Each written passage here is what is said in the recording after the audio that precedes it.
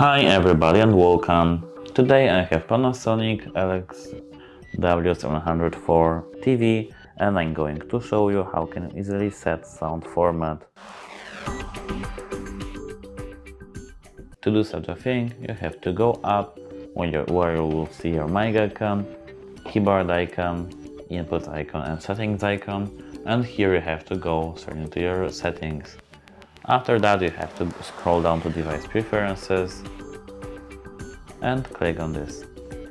Here you have to go to display and sound and advanced sound settings. Here you have to click on this advanced sound settings and click select formats.